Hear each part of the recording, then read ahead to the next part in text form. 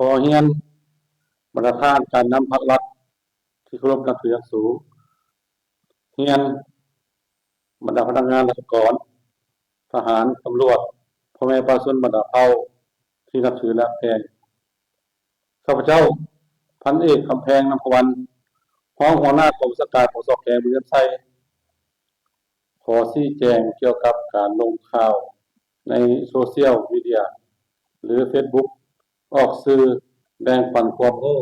ลดละในครั้งวันที่18มิถุนายนปี2026ว่ามีการขุดค้นคำตกท่อนอยู่หลักซาวของเมืองคำเกิดแขวงบุรีรัมย์ไซซึ่งได้เกิดมีหางเสียงวิพากษ์วิจารณ์ในโซเชียลมีเดียในหลายรูปแบบต่างๆส่งผลกระทบต่อภาพลักษณ์ของการนำพาของภาครัฐ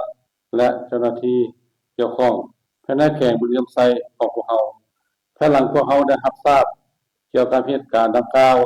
คณะเฉพาะกิจรับผิดชอบแก้ไขปัญหาคำตกท่อน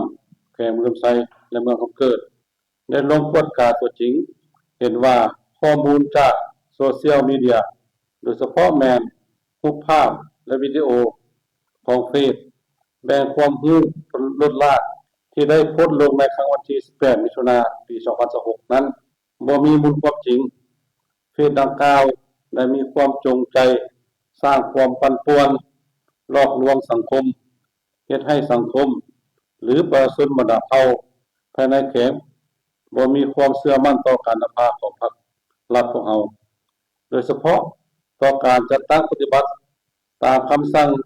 ของนายกรัฐมนตรีฉบับที่46/นย.ลงวันที่13เมษายนปี2026ว่าด้วยการต้านและการสกัดกั้นการลักลอบขุดค้นปรุงแต่งเก็บซื้อขายและนำเข้าส่งออกแร่ธาตุและผลิตภัณฑ์แร่ธาตุต่างๆที่บ่ถูกต้องตามระเบียบกฎหมายในขอบเขตทั่วประเทศต่อปัญหาดังกล่าวนี้ข้าพเจ้าขอต่างหน้าของสการปกครองแขวงในนามต่างหน้าคณะเฉพาะกิจรับผิดชอบแก้ไขปัญหาคำตกท่อนขั้นแขวงบุรีรัมย์ไซขอชี้แจงว่าภาพวิดีโอดังกล่าวนี้แม้นเป็นภาพเก่าก่อนมีคำสั่งเลขที่46/นย.ออกมาปัจจุบันนี้แม้นบ่มีการขุดค้นแร่ธาตุดังกล่าวตามการลงข่าวของเฟซโซเชียลมีเดียแต่ประการใดฉะนั้นพวกเราจึงขอเรียกร้องว่ายัง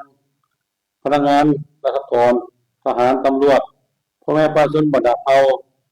ในทั่วสังคมอย่าหลงเชื่อต่อการโฆษณาใส่ร้ายป้ายสีของบรรดาผู้คนบ่หวังดีโพสต์ลงสื่อสังคมออนไลน์ที่เฮ็ดให้เสื่อมเสียการนำพาขององค์การจัดตั้งพรรครัฐเราข้าพเจ้าในนามคณะกรรมการแก้ไขคำตกท่อนอยู่แขวงบุรีรัมย์ไซจึงขอชี้แจงมายังบรรดาท่านและพ่อแม่ประชาชนบรรดาเผ่าเพื่อทราบขอขอบใจ